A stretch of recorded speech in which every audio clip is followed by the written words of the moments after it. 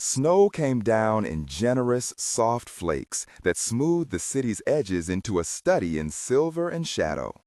Lights along the avenue burned like small, steady promises, and through the window of the restaurant, candle flames breathed slow and private.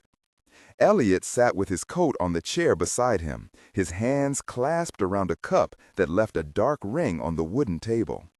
He had told himself tonight would be a small thing. 2 hours, polite conversation, the measured rituals of a life learning how to move forward. The grief that still shaped him was private as a scar. He carried it the way some people carry a watch, present, checked now and then, not always visible until the light struck it right. Before he could lose himself in those private reckonings, one ask of the evening. If this story holds your attention, please stay until the end. Subscribe to the channel, hit the bell, and leave a like. It helps more stories find people who need them. He folded the printed note Marianne had slipped into his hand earlier that afternoon, her seasoning of encouragement hidden in handwriting he had come to trust. Blame for arrangements could be laid at her desk. Responsibility for the warmth that might come of them would be his. The table was set near the frosted window. The street lamps outside threw long, patient reflections across the glass. A server approached with a tray of steaming mugs, and the scent of cinnamon and orange made the restaurant feel like a contained, gentle world. Lena arrived late enough to remind Elliot how waiting could feel like wait and mercy at once. She came in not like someone making an entrance, but like someone carrying a life she had promised not to break. Her knit scarf had a smattering of snow caught in its weave, and she held under one arm a small boy who had hair the color of dusted chestnut and a face that kept making surprised, honest expressions. Noah blinked at the brightness and then at Elliot as if cataloging whether this man was an ally or just another stranger. Lena paused by the hostess stand, breathless with apology and practical explanations that she kept short. The babysitter's train had been delayed, her purse had unlatched and let out a scatter of receipts, and finally, the taxi the app had promised had taken a long time to find them. None of these were pleas meant to extract pity. They were inventory, facts Lena used against a world she expected to leave her wanting. She smiled, an economy of smile, and the mother watchfulness in her eyes never slackened. The boy clutched a small stuffed bear, its fur a little threadbare, and on its paw someone had drawn in green ink a small reindeer. Lena smoothed his hair and led them to the table, carrying the determined dignity of a woman who had learned to mend things herself. Elliot stood as if to offer his seat. The motion felt archaic and immediate. He had imagined first gestures, an easy exchange about the weather, a joke about blind dates arranged by well-intentioned friends. Yet as he took in the ankle of Lena's coat, the careful patch on Noah's mitten, the way the boy's eyes widened at the candle, the script he had rehearsed slipped into something truer and smaller. He offered his hand. "I'm Elliot," he said. His voice was pitched for civility, but threaded through with an unpracticed softness. "Lena," she answered, and she gave the boy a look that said he could announce himself if he wanted.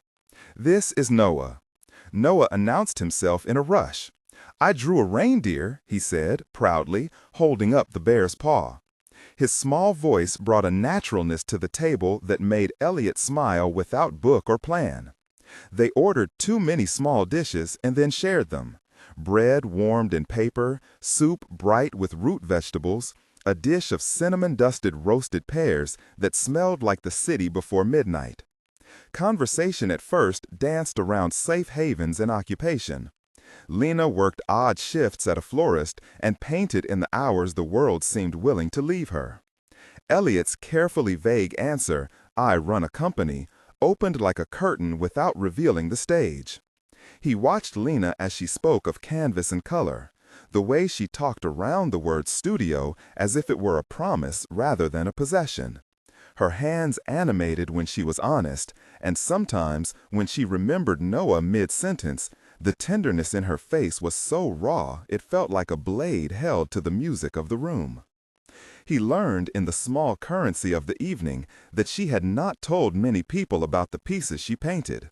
Just a handful of friends, a landlord who took a rent discount in exchange for small repairs, a woman in the outdoor market who sold frames. Lena's pride was not absence of need. It was a defense against being known only as need. When the check arrived, the line between generosity and humiliation hovered in Lena's face, and Elliot saw the reflexive tightening that the world had taught her to use like armor. "Let me," Elliot said, and his hand moved because he meant it. He reached for the bill in a way that did not make a scene. It was a gesture that looked small, but it carried the consideration of a man who had learned the value of quiet acts.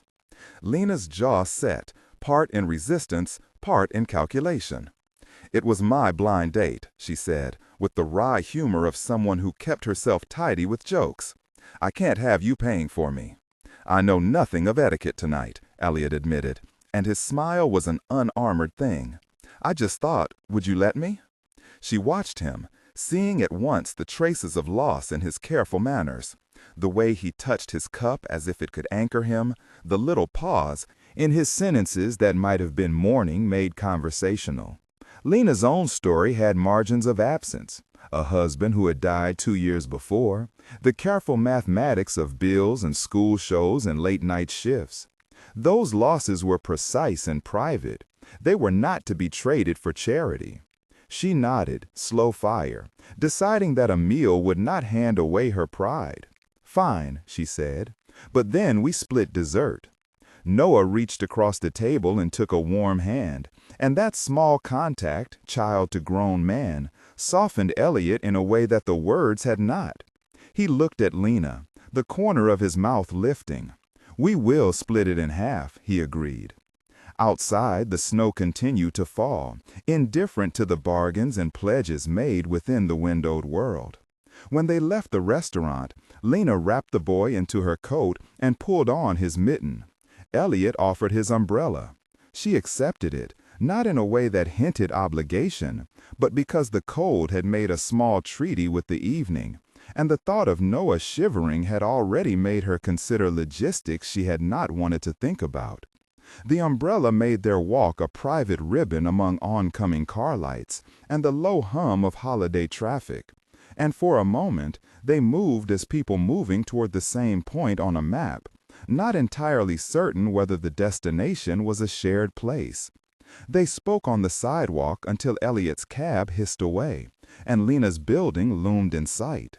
He learned the name of the children's program Noah attended, that Lena painted on weekends, and sometimes sold a print for $50 that would feel like a storm of good luck when it happened. She learned that Lena kept a folded sheet of blueprint paper in the corner of her small closet, a plan she had sketched for a studio she had not yet rented. The word studio hovered between them, as if it could be built of conversations like this, small, regular, measured. When Lena pushed open the narrow door to her apartment, Elliot could see it was the sort of place where things were fixed with ingenuity. A hook for drying paintbrushes above the stove, a string of mismatched mugs hanging from hooks. The apartment smelt faintly of turpentine and citrus. Noah's bed was a small nest of quilts, and the corner where Lena kept paints was tidy with jars of brushes. On the wall by the sink, a child's drawing had been taped up, 3 stick figures beneath a large lopsided sun, and in one corner, a reindeer scribbled in earnest green marker. It was, in its way, a map of what Lena had built from little things. Elliot found himself lingering on the threshold by no design, but by the feeling that he was looking at something honest and unvarnished. "This is very homey," he said. "Homey is a generous word," Lena replied, meeting his eyes with that equanimity that protected her. "Most." She turned away, busying herself with tucking Noah in and smoothing his hair. When she emerged, she had the small bear clutched and handed it to Elliot. "Noah won't sleep without it," she explained. "Someone named it Captain after a cartoon. He is very serious about it." Elliot took the bear as if taking a covenant. On its paw, the green reindeer doodle had been added by Noah at some point earlier in the evening. Elliot smiled at the drawing and at the child's earnestness. "Captain seems like good company." Before he left, Elliot folded one of the spare blankets from the couch, an old wool throw with faint moth-eaten patches, into a careful bundle. "This will keep him warm," he said, not offering money, not stepping over the line of dignity. He set it by the foot of Noah's bed as if it were an unremarked addition to the household. Lena looked at the blanket, then at him. For a second their eyes held the unspoken grammar of separate pasts, trying to learn the verb of together. "Thank you," she said, and the words were both simple and the opposite. That night, Elliot drove home with a quiet sense of something shifted but not defined. He thought of Mary's note, Mary Ann, who had nudged him toward this meeting, a woman who believed the city was a place where good things could happen if you arranged them with care. He did not tell himself that he was a man on the patch to rescue. He only felt that an evening had been given to him that required care and attention, not charity. He had learned to do the small things, to keep flowers in the house, to remember birthdays and anniversaries, to leave a note on a colleague's desk. He had not yet learned how to be part of a new domestic equilibrium. The idea made him both nervous and awake. Lena lay awake after Noah slept, watching the faint snow smear the city light into a pool on the ceiling. She returned to her blueprint paper, the plan for a small studio she had sketched in the hush of past hopeful nights, and smoothed it with a breath. There were so many nickels and pennies to line up before such plans became reality. Rent, materials, marketing. She had already imagined in a corner of herself she kept for impossible things, a place with an old window and a second-hand kettle, where people might come to look at paintings and sip cheap tea. The blanket Elliot had left felt like someone had tied a ribbon around a future she had not yet allowed herself to own. She was not certain how she felt about the man who had left it. Grateful, yes, but cautious about gratitude that might require repayment of a kind she did not owe. The first small act that felt like a test came a week later. Lena went to pay the studio's advertising fee at the community board. Tickets posted there. As a small attempt to generate local interest. She had saved every extra cent, but the math refused to cooperate. The clerk at the little community center, a woman with a quick laugh who recognized Lena from the Saturday Kids art class, took the envelope and tucked it into the filing slot. "We'll post it tonight," she said. A week after that, Lena discovered an envelope in the mail slot by her door. It contained a check, modest and precisely the amount she had needed for the ad, with a single, unsigned note. "For what you make, a friend." Lena's hand hovered over the paper.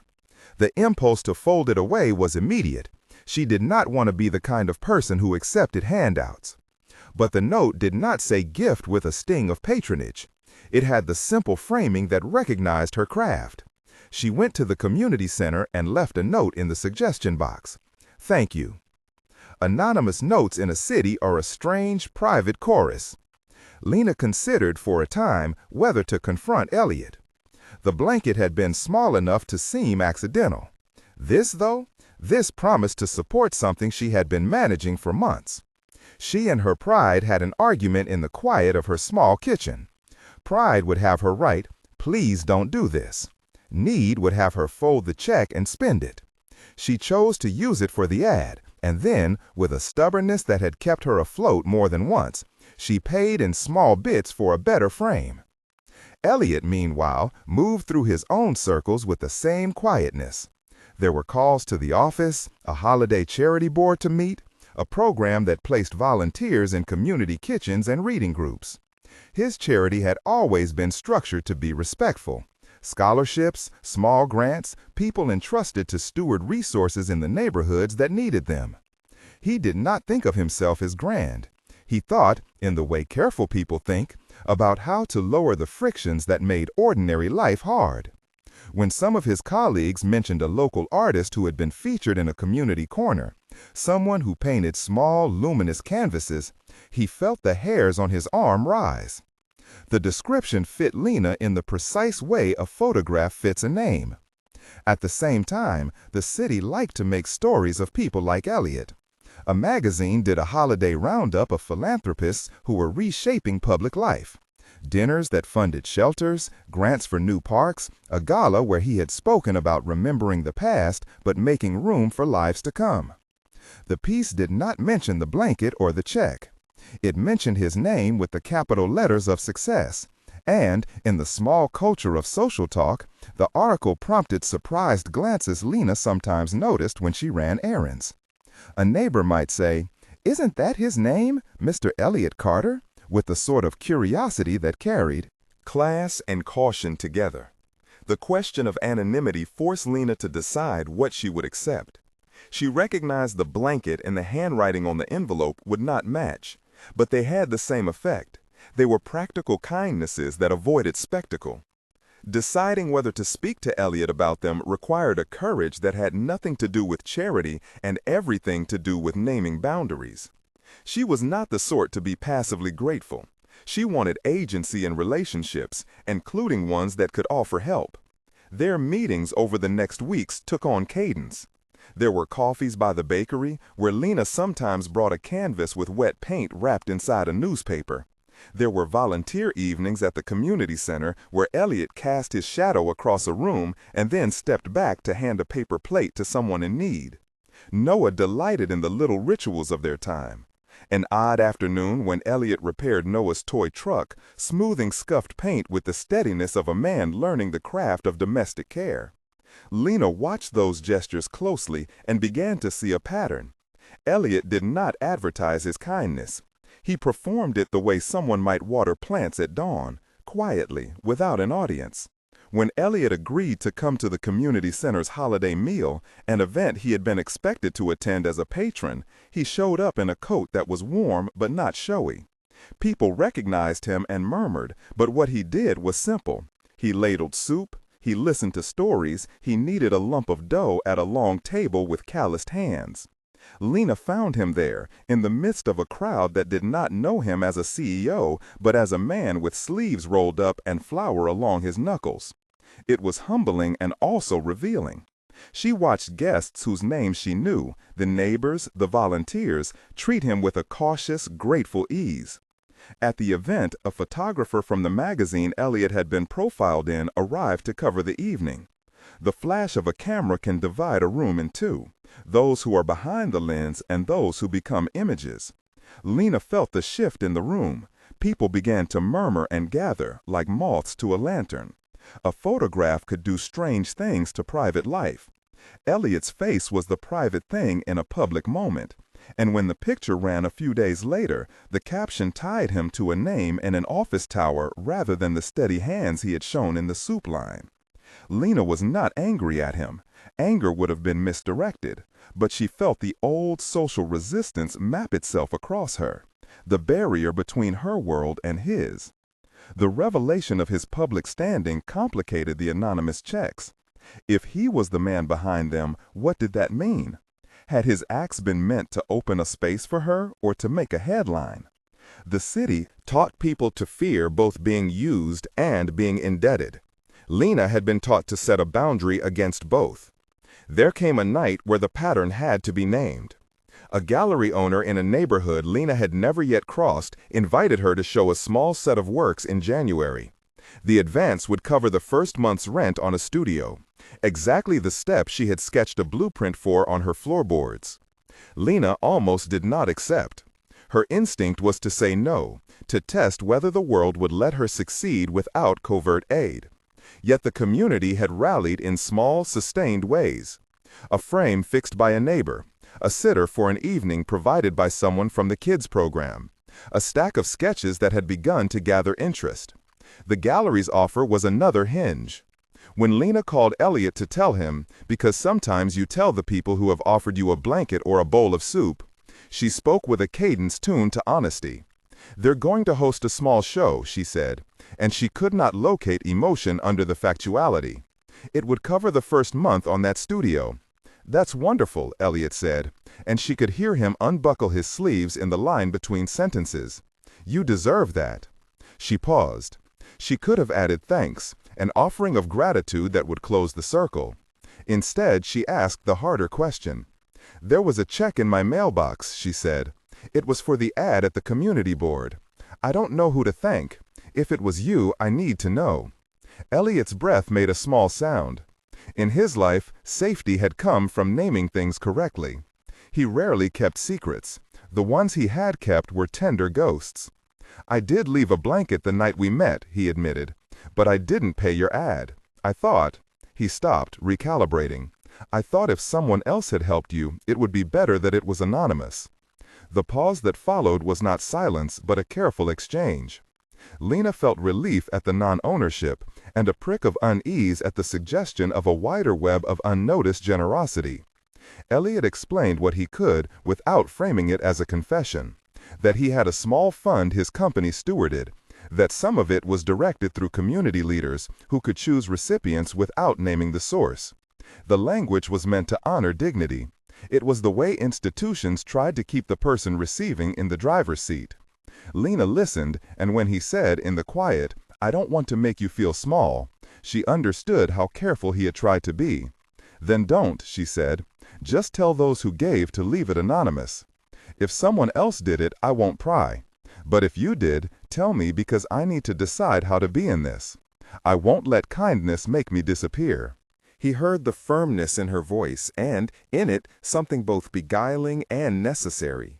He respected her refusal to be a story of rescue. "I won't let it make you disappear," he said. "I only wanted to keep you safe from the things I've seen happen when generosity is performed too loudly." The conversation that followed was slow and exacting.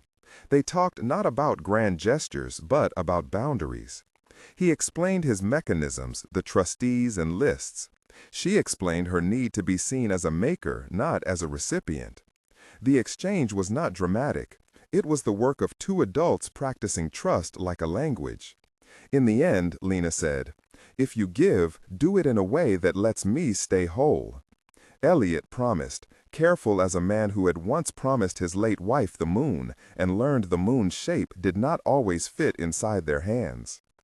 Word of Lena's upcoming show circulated through the neighborhood in the way a rumor that meant well does, soft, persistent. People began to ask if she needed help bringing frames, if someone could lend her a ladder for hanging work.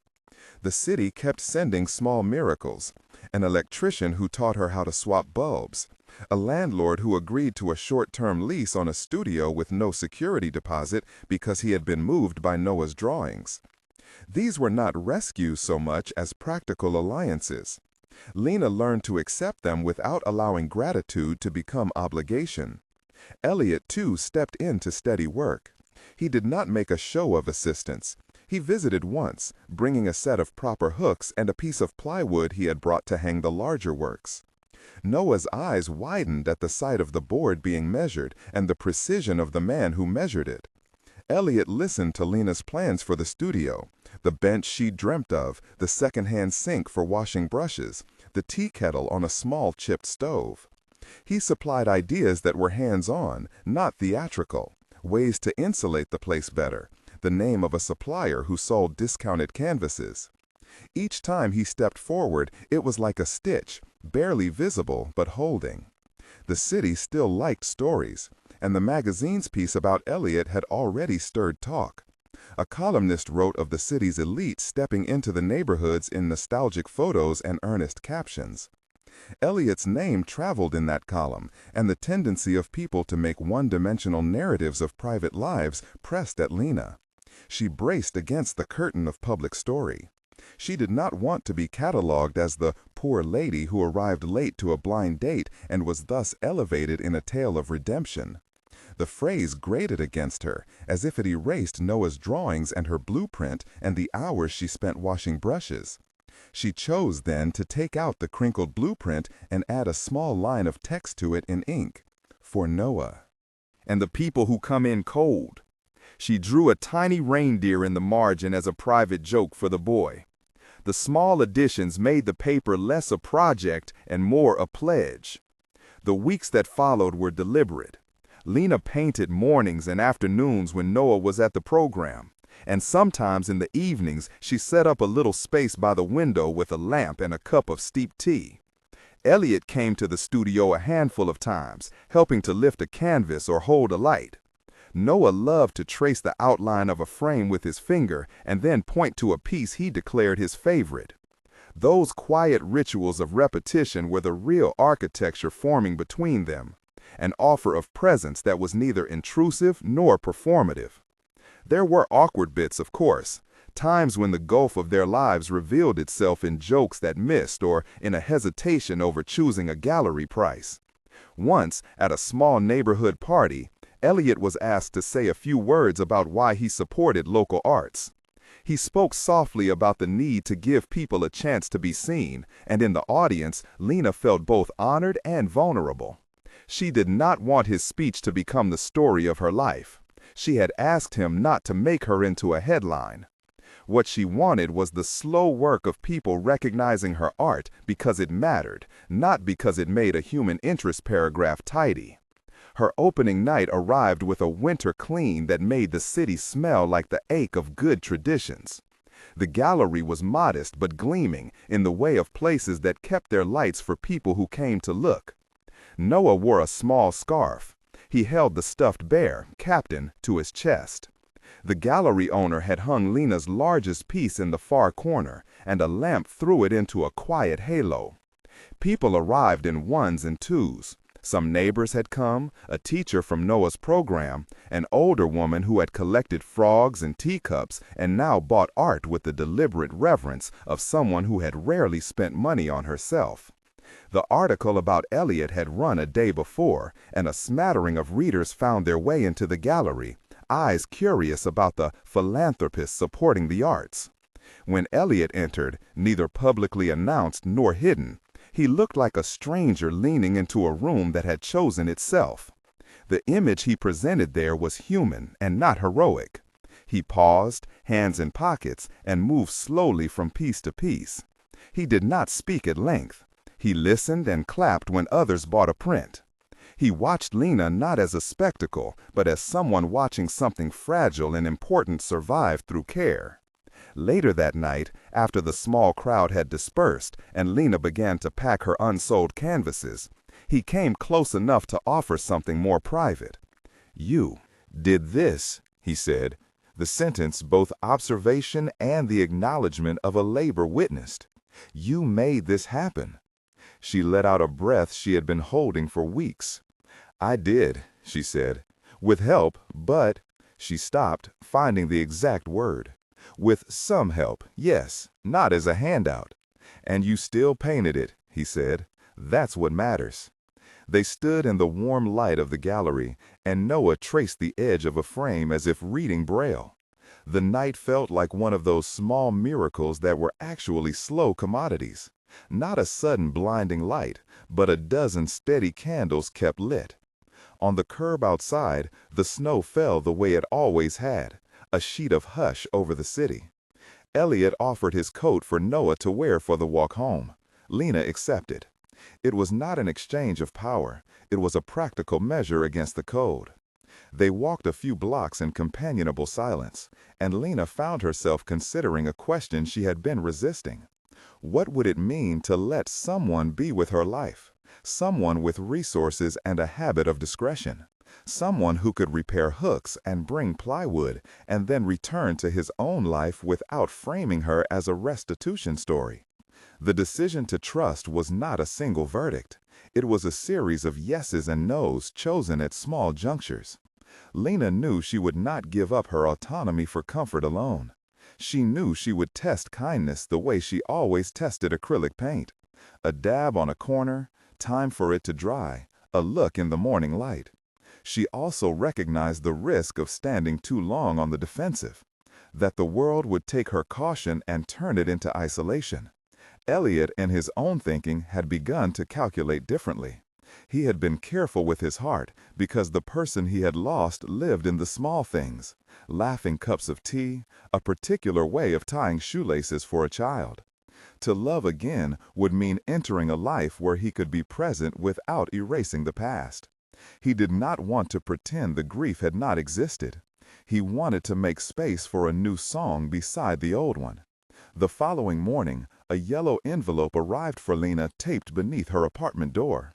Her heart booked itself into 1,000 rehearsed refusals, but this envelope felt casual, not theatrical. Inside was a single printed photograph of a child's drawing, a reindeer in green ink, and on the back, nothing.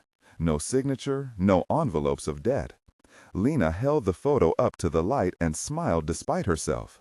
Noah found it and clapped. "Captain," he declared, certain he had been acknowledged. Some gifts are tests, others are invitations. Lena was learning to read the difference. She placed the photograph on the little shelf near the sink, alongside the blueprint and the child's drawing with the lopsided sun. The objects together made a small shrine to continuance. Yet there were edges to the story left to sharpen. There were questions about whether the city would reduce the narrative to a simple arc, poor woman, generous man, or whether their collection of small, sustained acts would coalesce into something real, a shared life that respected the autonomy and agency of both. There was also the work of integration, a studio to run, schedules to juggle, a child's laughter to protect, and a legacy of grief to honor without letting it dictate the future. The evening before Christmas Eve, Alec, one of Elliot's colleagues, called to propose that Elliot speak at a small fundraiser the following week. It was the kind of event where values were rehearsed and reputations sifted like grain. Elliot hesitated. Speaking publicly had always been part of his life. He agreed to do it more now because the event was about supporting small businesses and artists. He had not planned to speak about Lena. He would only say that the city had a fabric and that his work was to help mend frayed sections. He did not tell Lena about the fundraising talk. He considered not making the connection public, not because he feared misunderstanding, but because he wanted the help he offered to be practical and not to be turned into an exhibit. He chose instead to ask Marianne to be careful with the program notes and to avoid publicizing names. It was a small plan designed to protect. Meanwhile, Lena had been working late on a piece she called Blanket of Cities, a large canvas that used the palette of dusk and warm lights to suggest people moving through their own small worlds. She painted with a speed that came from accumulated urgency and a patience for small things to settle. Noah slept in the next room with Captain tucked into his arm. On Christmas Eve, the city did what the city does at the holidays. It turned small acts into echoes. Lights shone, carolers hummed, neighborhoods were full of people making their own rituals. Elliot and Lena agreed to meet for a simple meal, not at the restaurant where they had first met, but at the community hall where volunteers were setting up for the holiday meal the next day. It felt fitting, a place both public and anchored in service. Elliot arrived early and took up a spot near the window. Lena came with Noah, wearing a coat with a missing button mended by a neighbor. The boy carried his bear, Captain, who now wore a tiny reindeer pin someone had given him. They greeted each other with the quiet courtesy that had become theirs. Elliot had a folded list of things to do for the meal, and Lena had a small bag of cookies she had baked with flour sifted through the kindness of the neighbor who had lent her a mixer. The two of them had a new vocabulary for mutual support. Not dramatic, not headline-making, but concrete and recurring. During the evening, a mishap occurred that would, in time, become the small pivot of their next steps. A supplier's truck failed to arrive on schedule, and a stack of plates had not been delivered. Volunteers scrambled to find replacements. Noah, who had been helping by handing out napkins, looked up and saw the panic. He toddled toward Elliot, tugging at his sleeve, his face open as a window. Elliot followed the child with the instinct of a man who had learned to act when necessary. Together, they set about finding plates among neighbors, stacking them, carrying them, and arranging the long rows of tables. Lena watched them work, and the scene tightened something in her chest that had been cautious about generosity's shape. She saw, clearly, what Elliot did. He stepped into tasks not as a man who was above, but as someone willing to be in the detail. He did not stand on the platform and make a speech. He knelt and lifted, and his hands were as steady as if he were suturing something with invisible thread. After the meal, when people lingered and the hall smelled of coffee and detergent and the soft residue of speech, a young volunteer approached Lena and whispered, Someone at the table said they prefer to remain anonymous, but they asked the organizers to set aside funding for 2 months of the rent at a new small art studio. They didn't leave a name, but the town thinks it's meant for you. Lena felt the world narrow and then expand. She remembered the check in her mailbox, the photograph of the reindeer, the blanket, the plywood, the hooks. She remembered the way Elliot had driven her to the studio and the way he had measured and drilled. It was one thing to owe a person gratitude for a blanket, another to have someone arrange months of rent. She could feel, in the memory, the calculus of gratitude and the politics of power.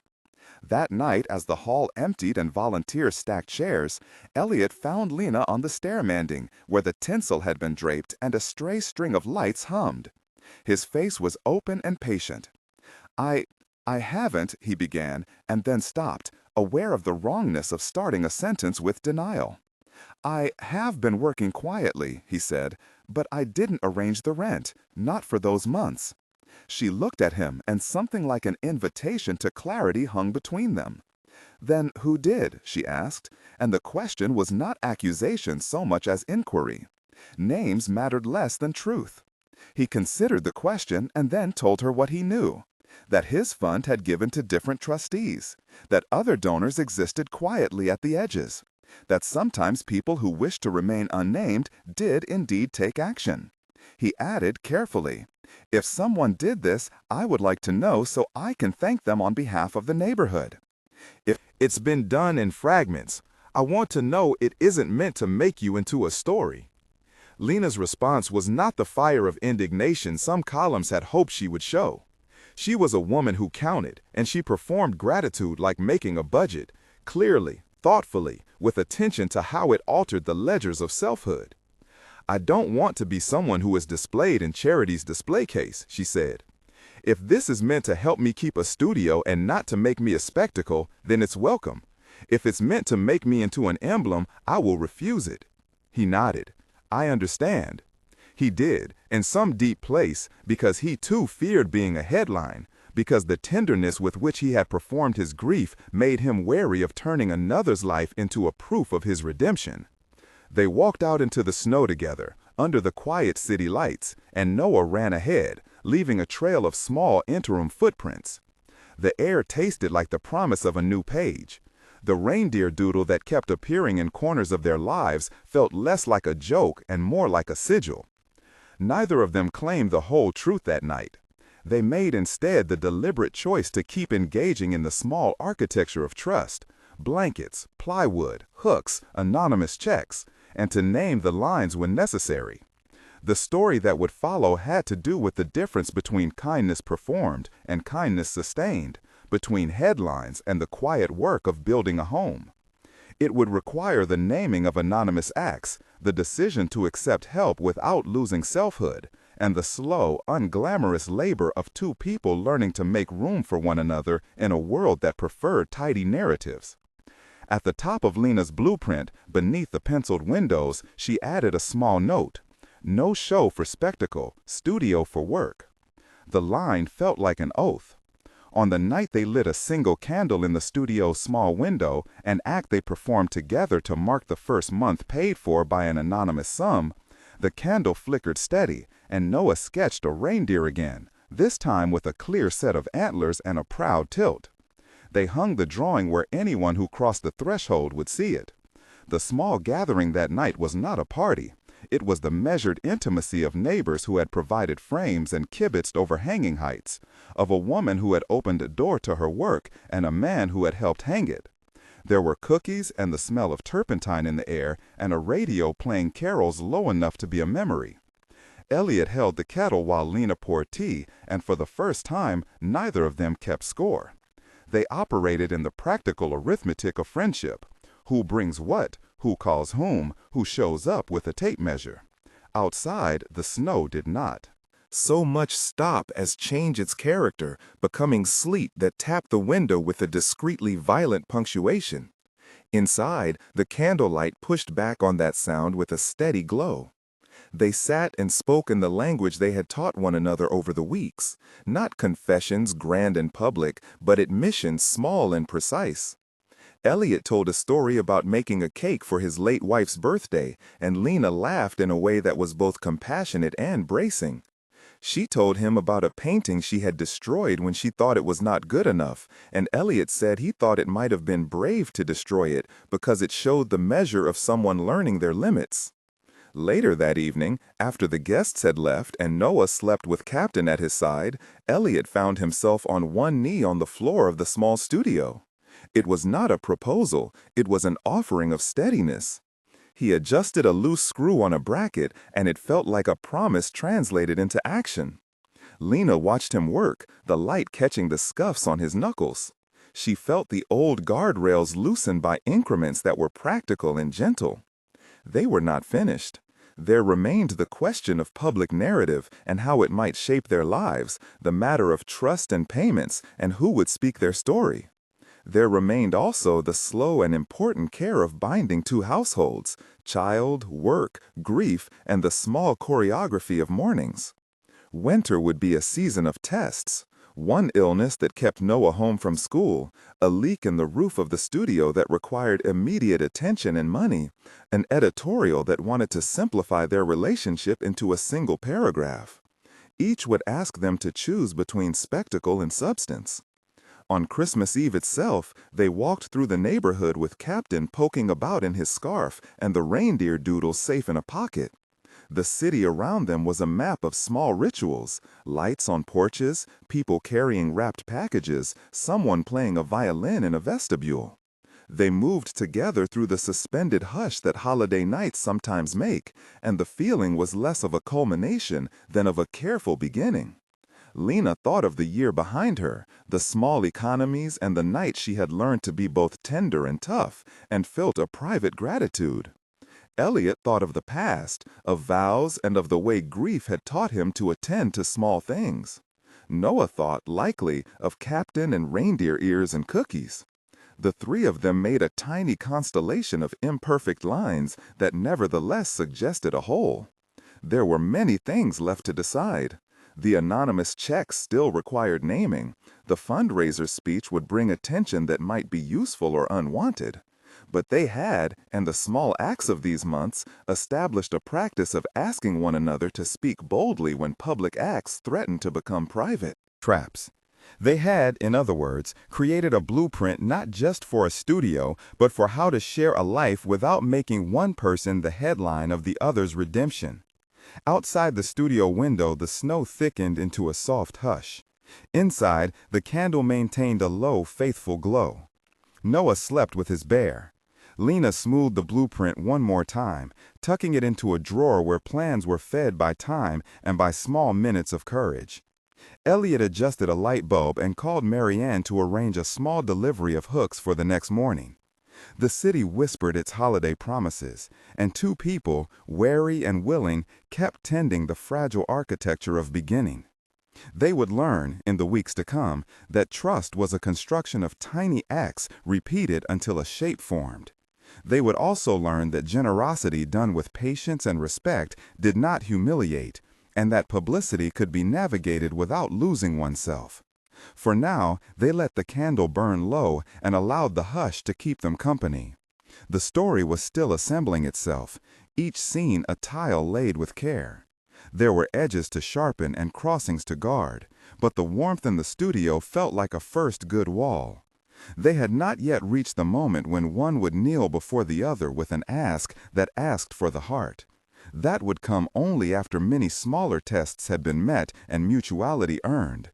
For the evening, though, the three of them sat together and let their small, steady collection of kindnesses do what large statements could not: hold.